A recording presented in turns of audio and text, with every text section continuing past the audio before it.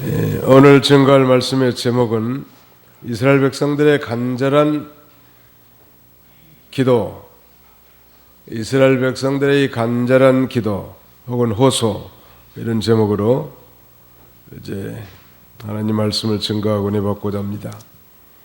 1절로 4절까지는 주님의 강림을 구하는 기도에 대해서 말씀하고 계시고, 5절로 7절은 죄를 고백하며 회개하는 기도, 죄를 고백하며 회개하는 기도에 대해서 5절로 7절, 그 다음에는 8절로 12절까지 세 번째 대지는 시온의 회복을 호소함, 즉 시온의 회복을 호소하는 기도라고 할 수 있겠습니다. 오늘 특별히 환난 중에 이 남은 자들이 하나님 앞에 도움을 구하기 위해서 기도한 내용인데, 하나님의 백성들에게 주신 최고의 특권은 기도라는 것. 하나님이 주신 최고의 특권이 뭐예요? 기도란 말. 특권을 활용할 수 있어야 돼. 너희가 얻지 못하면 기도하지 아니하며, 너희는 구하라, 찾으라, 두드리라 라고 말씀하셨단 말. 천국 백성들에게 주신, 하나님이 주신 최고의 특권은 기도하는 것입니다. 여기 지금 1절로 4절까지는 주님의 강림을 구하는 기도이라고 했는데, 1절로 2절을 읽으시기 바랍니다. 주께서는 하늘을 가르고 내려오소서.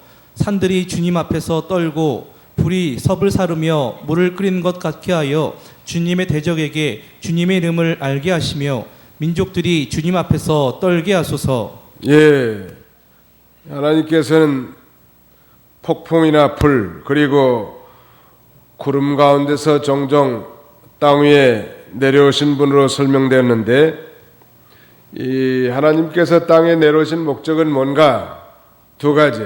첫째는 심판을 위한 것이고, 다른 하나는 이 자기 백성들을 축복하기 위한 거란 말.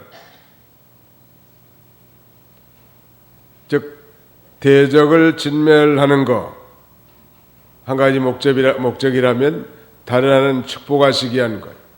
장차 예수님, 재림하실 성자 하나님이신 예수님이 이제 오실 텐데, 예수님이 오시는 목적은 이 세상을 심판하기 위한 것이고, 또 반면에 성도를 구원하시기 위해서 오시는 것입니다.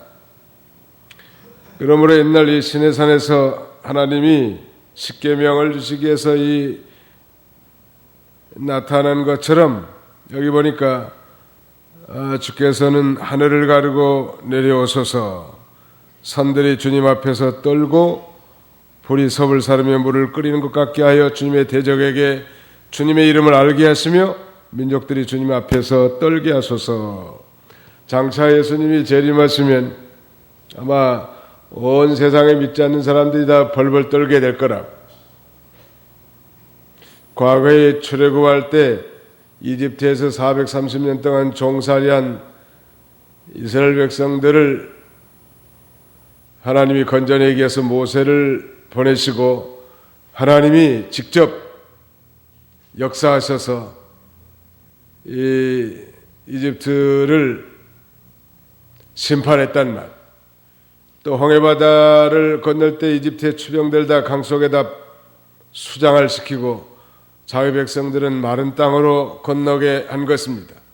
이런 놀라운 하나님의 임재 역사가 나타날 때 이 이방인들은 두려워서 벌벌 떨게 되고 주님의 이름을 알게 된단 말.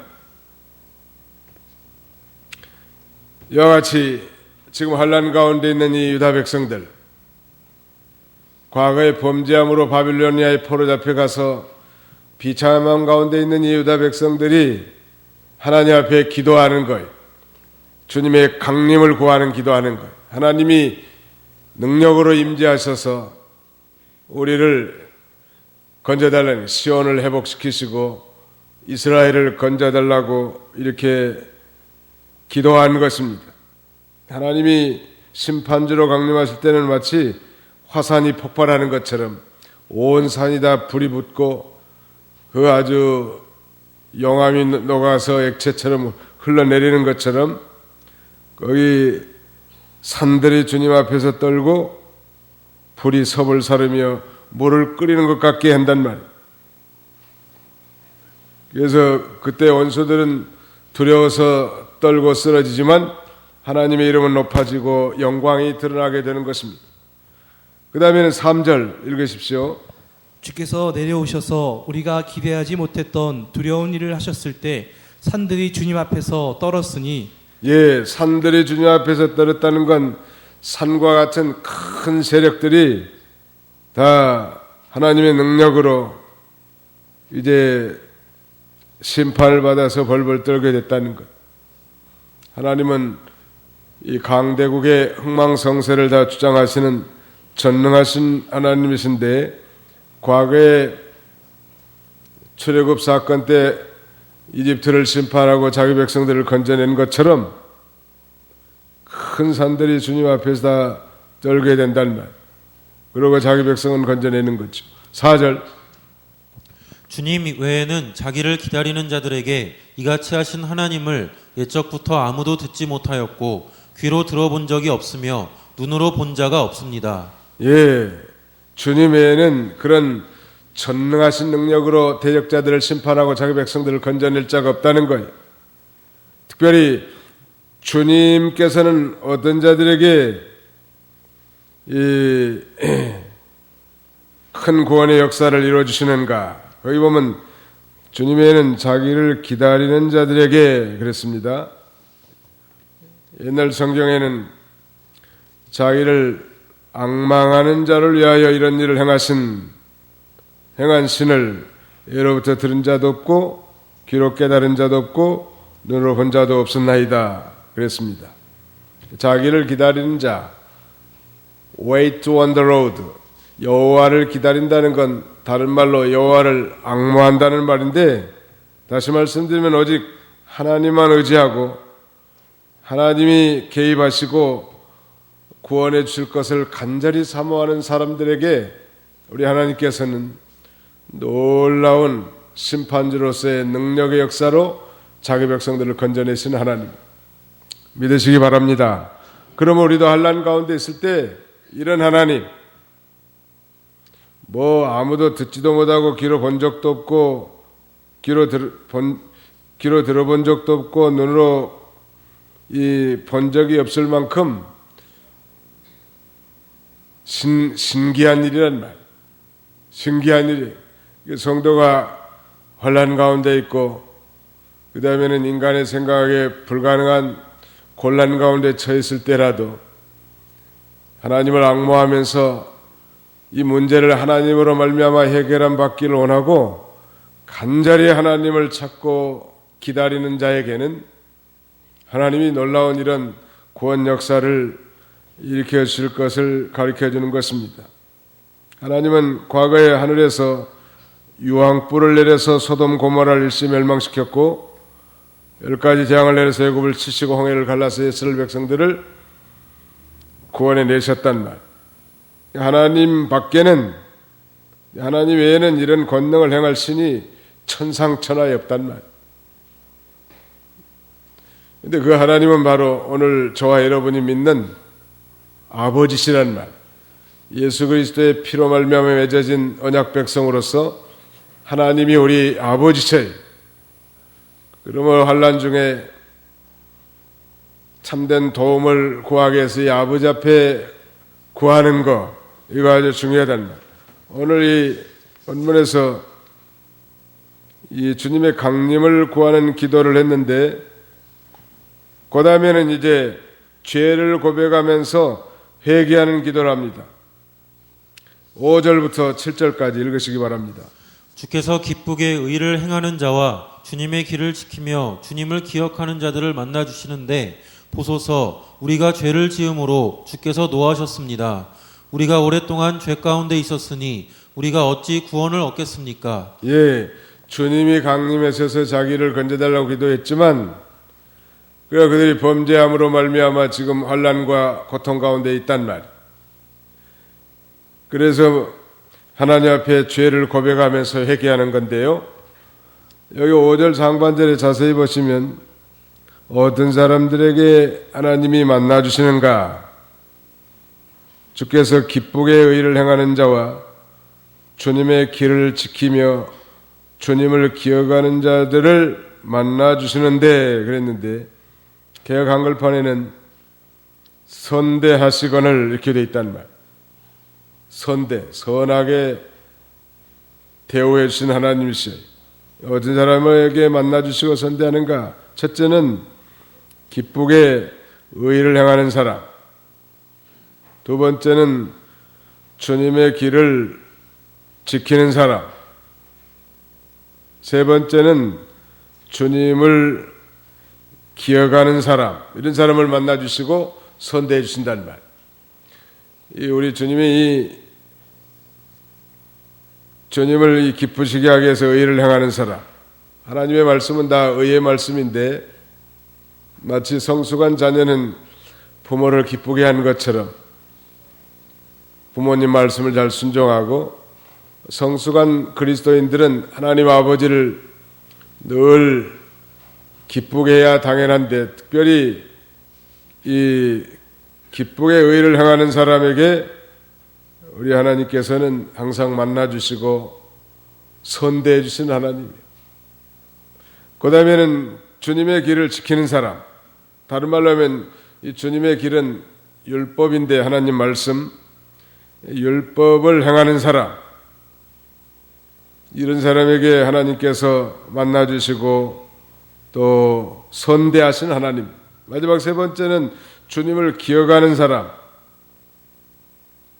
이 도대체 무슨 말인가? 주님을 기억하는 사람에게 우리 하나님이 만나 주시고 권고해 주시고 선대해 준다는 말. 이 파카드라고 하는 히브리 말은 권고하다 그런 말인데 킹 제임스 버전에 보면 visit 즉 만나다 방문하다 그런 말로 돼 있어요. 이거 하나님께서 과거에 행하신 놀라운 역사를 바로 깨닫고 그 하나님이 받으실 만한 기도와 예배, 찬양을 드리는 자들 이런 자들에게 하나님께서는 친절하게 만나주시는 것입니다. 그의 주님을 기억하는 사람 하나님께서 과거에 행하신 놀라운 구원의 역사를 기억하는 거예요. 잊어버린 자가 아니라 그때 하나님이 그렇게 역사하셨구나. 우리 개인의 인생의 여정 가운데 아니면 우리 가정이나 교회의 역사 가운데서 특별히 하나님이 놀라운 역사, 기적적인 역사로 함께 하셨던 걸 잊어버리지 아니하고 항상 기억하고 그 하나님 앞에 예배드리고 찬양하고 그 하나님 앞에 기도하는 사람들 이런 사람들 하나님 만나주시고 선대해 주시는 하나님이십니다. 그러므로 우리가 이런 자들이 되면 좋겠어요. 기쁘게 기쁘게 의를 행하는 사람, 또 주님의 길을 지키는 사람, 그리고 주님을 기억하는 사람이 다 되시기 바랍니다. 그 다음에 죄를 잡아가고 회개하라는 거예요. 5절 하반절에 보소서 우리가 죄를 지음으로 주께서 노하셨습니다. 우리가 오랫동안 죄 가운데 있었으니 우리가 어찌 구원을 얻겠습니까? 오늘 이 본문의 내용을 보면 아직 이루어지지 않은 사실이지만 선지자 이사야의 예언을 통해서 장차 범죄한 유다 백성들이 바벨로니아에 포로 잡혀가 가지고 비참한 가운데 그 남은 자들이 환난 가운데서 하나님 앞에 도움을 호소하면서 하는 그런 기도예요. 그런데 그 내용 가운데 이제 이 주님을 만나신 자가 어떤 자가 말한 다음에 죄를 잡아가고 회개하는 거예요. 우리가 죄를 지음으로 주께서 노하셨습니다. 죄를 지으면 하나님이 진노하십니다. 우리 한번 따라합시다. 죄를 지으면 하나님이 진노하십니다. 네, 하나님이 살아계셔서 죄를 짓는 자를 진노하신단 말. 반면에 의를 행하는 자는 하나님이 기뻐하시는 것. 우리 부모도 자녀들이 뭐 죄 지으면 기뻐하는 사가 어디가 있단 말이에요. 성질을 내죠. 인간도 그럴 줄 아는데 전능하신 하나님은 왔다 하는 거예요. 그래서 시인들은 내가 주께 범죄치 아니하려 하여 주의 말씀을 내 마음에 두었나이다. 주여 내 입술에 주의 말씀을 세우시고 어떠한 죄도 나를 주장하지 못하게 하옵소서. 그것이 다 시인들의 기도예요. 우리 선배들의 기도란 말. 하나님의 말씀을 우리 심령에 가득 채워놓으면 죄가 싹 달아난단 말. 유명한 복음 전도자 D.L. 무디는 전도 여행을 하면서 한 개의 컵을 들고 있으며 설명하면서 여러분 이 컵에 공기를 어떻게 하면 다 빼낼 수 있겠습니까? 질문하면서 그 대답으로 거기에다 물을 채우면 그 컵 안에 있는 공기가 다 없어지는 것처럼 우리가 참 죄를 안 지려고 노력하고 애를 쓰지만 범죄치 않은 사람이 없단 말이에요. 그러나 성령이 충만하고 하나님의 말씀으로 충만하게 살면 죄가 염탐하지 못하는 거예요. 대개 다 성도들이 죄 짓는 사람들 보면 말씀과 거리가 멀리 산 사람들이에요. 늘 말씀을 묵상하고 늘 깨어서 기도하는 사람들 죄 안 짓는다. 죄를 짓다가도 싹 다 버리고 바로 쓴다. 근데 말씀을 멀리 등한히 하고 기도 생활 안 하면 자기도 모르게 이 죄의 유혹에 빠져서 범죄할 수밖에 없단 말. 우리가 죄를 지음으로 주님이 진노한다는 것, 또 오랫동안 죄 가운데 있었기 때문에 감히 하나님 앞에 어떻게 구원해 주시겠습니까? 반문하는 거예요. 자신들의 이 과거의 죄악과 타락상에 대해서 통절하게 인식하고 이제 진정하게 회개하는 거예요. 이 진정한 회개자는 첫째, 하나님의 진노를 두려워합니다. 하나님을 두려워하는 사람이 돼야 돼요. 따라서 하나님을 두려워하는 성도가 됩시다. 그 두려움이란 노래적 공포심이 아니라고 그랬죠. 하나님 아버지에 대한 존경심. 자녀들이 아버지가 있으면 그래도 말도 함부로 안 하고 몸가짐도 좀 조심하려고 하지 않습니까? 아버지가 있을 때는 쌍소리 하다가도 아버지가 있으면 그만다고, 못된 놈들도. 성도가 그런 면에서 하나님을 항상 의식하고 하나님을 두려워할 줄 알아야 돼. 사업을 하든지 뭐 직장생활을 하든지 하나님의 일을 하든지 하나님을 두려워할 줄 알아야 됩니다. 사람 눈 속인 거 얼마든지 할 수 있죠. 하나님이 보고 계신다. 어제 우리 교회도 지금 새로 CCTV를 설치해놨는데 지금 여러 군데. 그래서 본당 안에는 설치 안 했으니까 걱정할 필요 없어요. 하나님이 더 확실한 CCTV라. 조는 사람이 있는가 뭐 하나님은 나타난 것만 본 게 아니고 속으로 쓸데없는 생각하는 것까지 다 안다. 예배당에 앉아가지고 부엌에 가스불을 끄고 왔는가 안 끄고 왔는가 그 다음에 먹을 걱정 뭐 이 걱정 저 걱정 하는 것까지 다 아셔 하나님.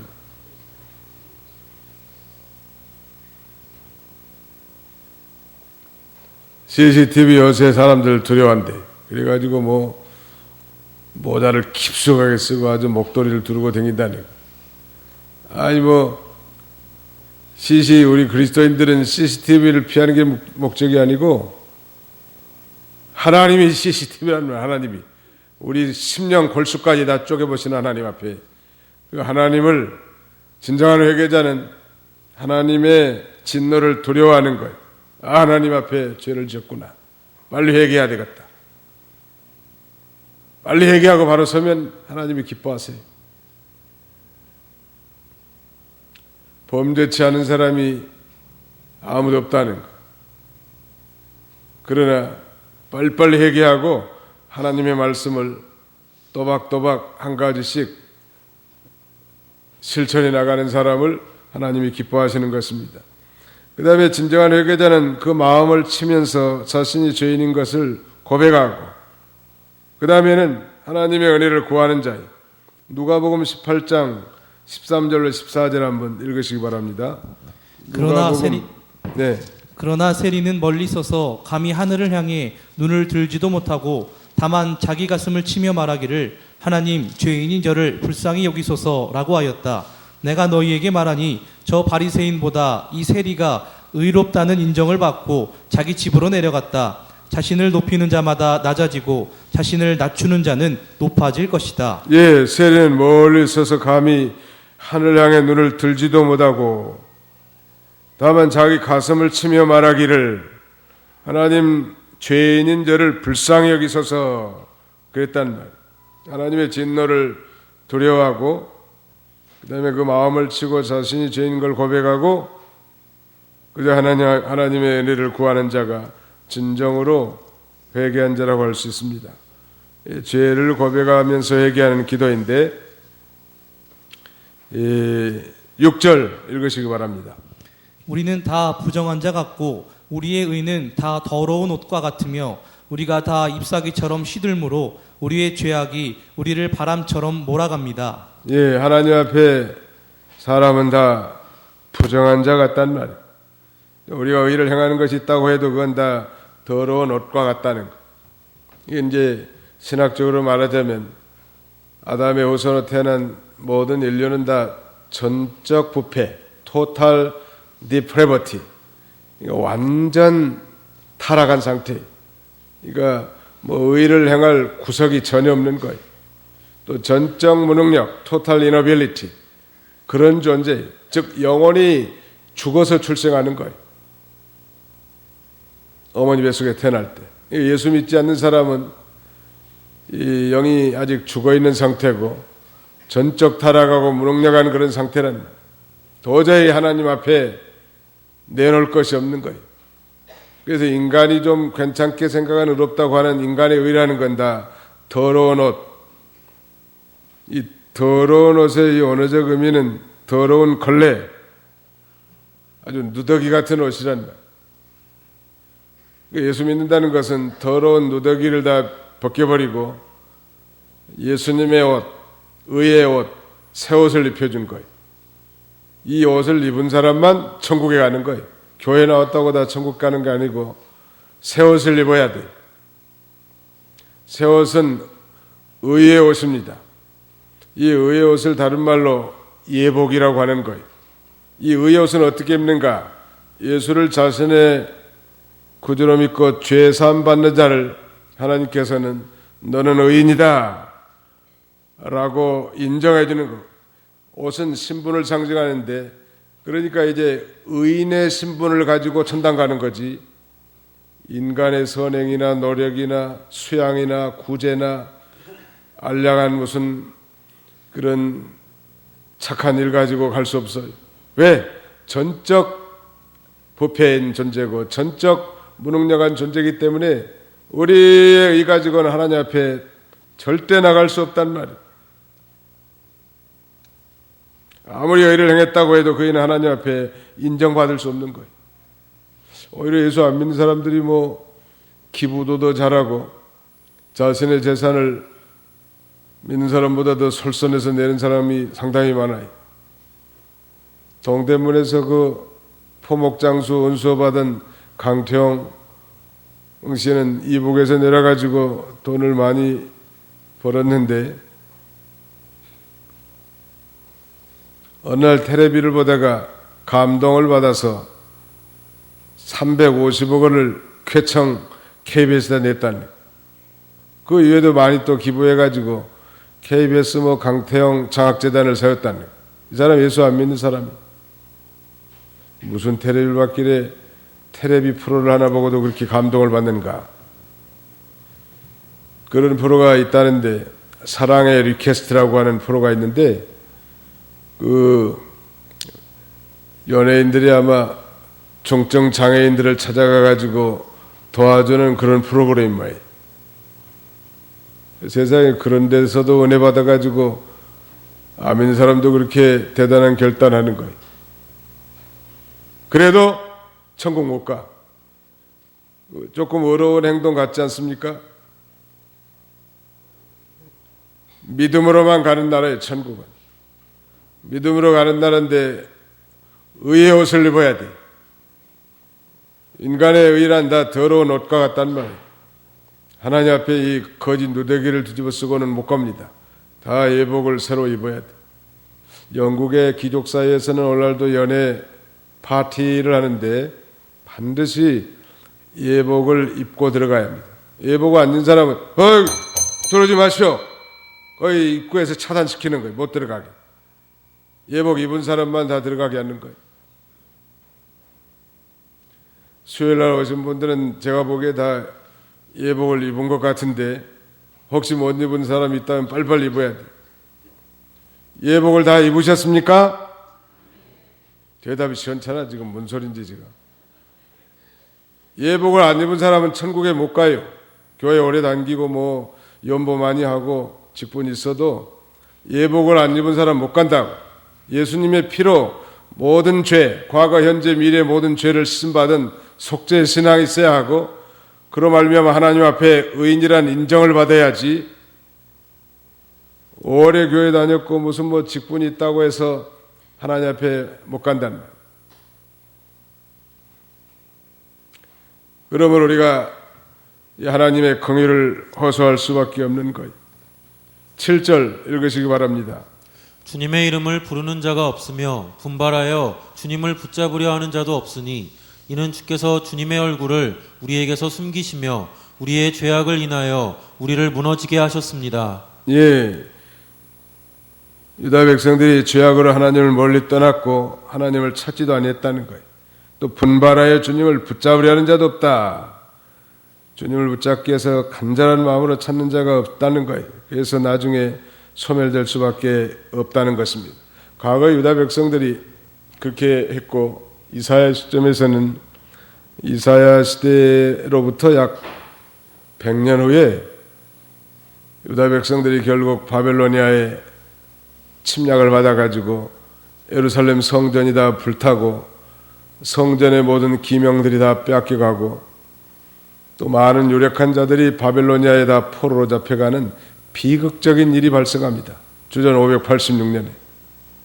그러니까 이사야 선지자는 주전 700년 사람이니까 약 115년 후에 이런 일이 일어나게 될 건데 너무 죄를 많이 지어서 하나님 앞에 감히 나갈 수도 없고 나가기는커녕 간절히 찾으려고 하는 사람도 없을 만큼 비참한 그런 가운데 있음을 말하고 있습니다.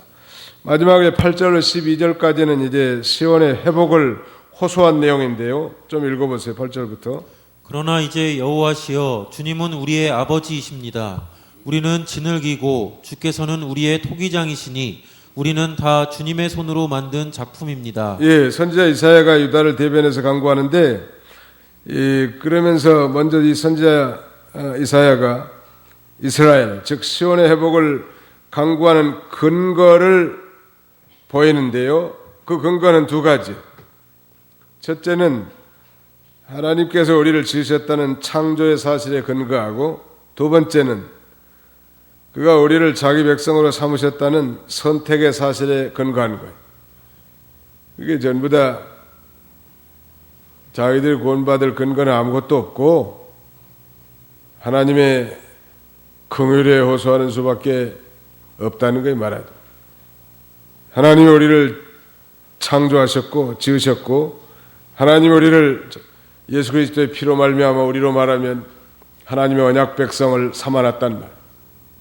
그러니까 뭐 자식이 못 낳았어도 제 자식 아니요? 그 자식 꼬라지로는 참 그냥 방치하고 그냥 내버려 두고 싶지만 부모니까 자식을 그렇게 방치할 수 없단 말. 나의 부모님이 아니십니까? 나를 낳아주지 않았습니까? 하면서 달라들면 어떤 부모가 자식을 내팽개치겠냐는 말이에요. 아무리 못나고 속썩이고 그런 자녀라도 돌볼 수밖에 없는 거예요. 여기 이스라엘은 토기와 같이 비천한 그릇이고 하나님은 토기장이 같은 조물주신데 이 성경에서 이 토기장의 비유는 자기 백성에 대한 하나님의 절대 주권을 가리킵니다. 그러니까 이스라엘 자손들의 운명이나 존재 자체가 하나님의 손안에 있다는 거예요. 남의 기간이나 오늘 저와 여러분들의 운명과 존재 자체가 하나님의 손에 달려있는 거예요. 믿으시기 바랍니다. 하나님께 달려있어요. 모든 게.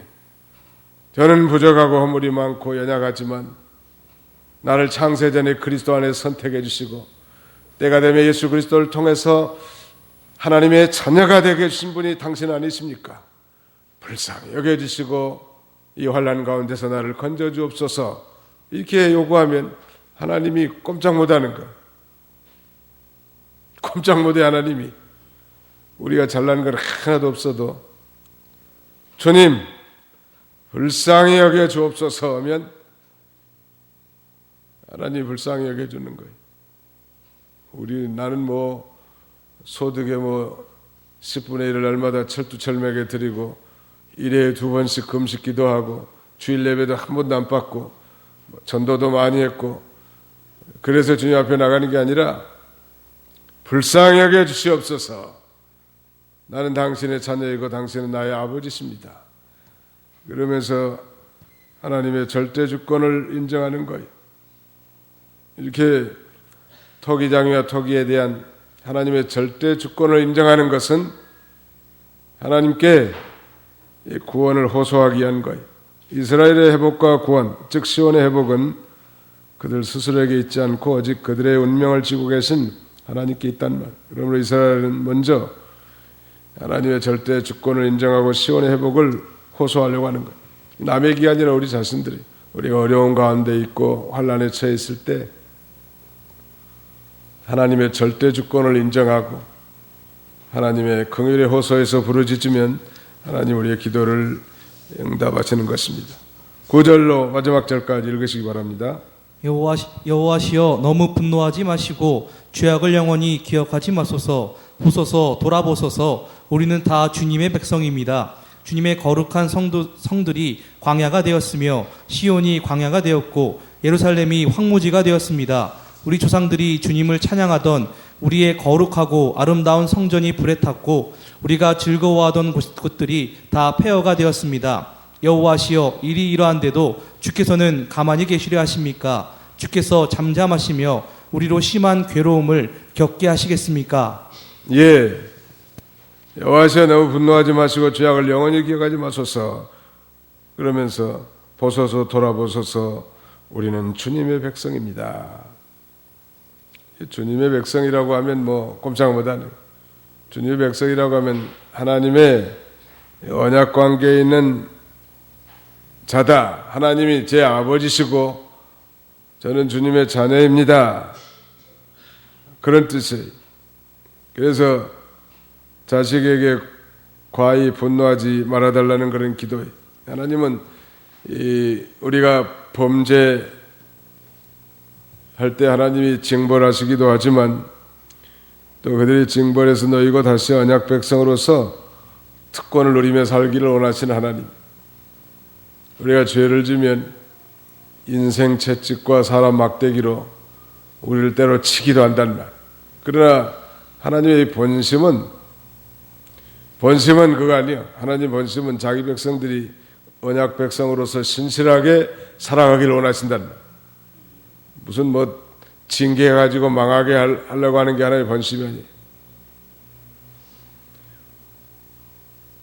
신실한 언약 백성으로서 하나님의 언약의 말씀을 순종함으로 축복받는 인생을 살기를 원하시는 하나님이시죠. 그게 하나님의 본심이에요.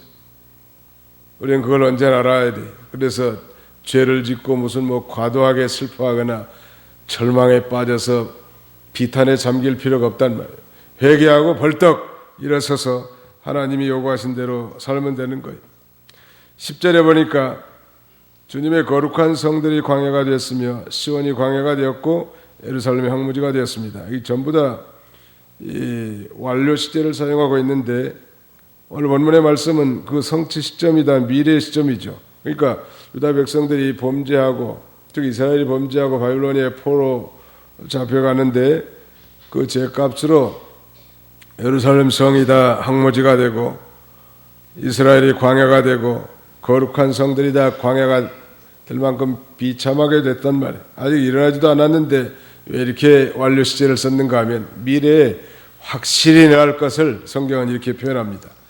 그 다음에 11절에 보시면 우리 조상들이 주님을 찬양하던 우리의 거룩하고 아름다운 성전이 불에 탔고 우리가 즐거워하던 것들이 다 폐허가 되었습니다. 여기도 과거 시제를 썼는데 실제로 예루살렘 성전이 다 불타버렸지 않습니까? 성전에서는 무슨 일 하나요? 하나님을 찬양하고 거룩하고 아름다운 성전이 하나님의 임재의 영광이 충만한 성전이 다 불에 탔다는, 이건 대단한 시사점이 있는 거예요. 자기 임재 처소인 성전도 하나님이 불태워버려. 성도가 범죄하면 심판이 성전에서부터 시작된다고 하지 않았습니까? 그러니까 뭐 성전만 화려하게 짓고 뭐 그런 게 중요한 게 아니고 우리가 이 죄를 멀리 떠나서 하나님의 거룩한 언약 백성으로 살아가는 것이 너무너무 중요한 거예요. 이스라엘 백성들에게 이 가나안 땅에 을 허락하시고 거기다가 심으시고 성전을 짓게 하고 하나님을 섬기겠지만 우상을 숭배하고 안식일을 범하고 하나님보다 세상 걸 더 쫓아가니까 성전까지 다 불태워버리고 그들은 저리로 다 토해내버렸습니다. 바빌로니아로 다 토해내버리고 성전의 기명들은 다 빼앗기는 비참한 역사적 사실이 일어났단 말이에요. 그 다음에 마지막 절 보니까 여호와시여 일이 이러한데도 주께서는 가만히 계시려 하십니까? 주께서 잠잠하심 우리의 심한 괴로움을 겪게 하시겠습니까? 일이 이러한데도 그런데 일이라고 하는 건 지금까지 자세히 열거한 이런 여러 재앙들 10절로 11절 나온 거 참 회개를 하면서 자신들이 당하는 이 재앙의 진상을 아는 다음에 하나님의 신속한 구원을 요청하고 있는 것입니다. 오늘 우리가 배울 수 있는 교훈은 이 하나님 우리의 주권적 섭리자인 걸 언제나 인식해야 합니다. 하나님의 절대 주권을 인정하고 모든 것은 하나님의 손에 달려있다. 아무리 절망 가운데 빠졌고 실패했고 그랬어도 하나님만 잃어버리지 않으면 다 소유한 거예요. 아무리 풍성하고 일이 잘 된 것 같아도 하나님 잃어버리면 다 잃어버린 거예요. 하나님의 절대 주권을 우리가 언제나 인식하고 또 우리 인간은 심히 부패한 존재인 줄 알고 날마다 회개하고 십자가를 바라보면서 이 주의 피를 가지고 주님 앞에 나갈 수밖에 없다는, 인간이 뭐 내가 잘해가지고 뭐 되는 게 아니에요. 내가 잘해서 하나님 앞에 나갈 수 있는 건 없어요. 예수님 때문에 우리가 하나님 앞에 나갈 수 있다는, 결국 우리는 이 우리의 삶의 모든 회복이 하나님의 손길에 달려 있는 줄 알고 그 하나님께 매달려서 하나님 앞에 기도하면 반드시는 100%예요. 반드시 하나님 회복시켜 주시고 형통하게 해줄 줄로 확신합니다. 기도합시다.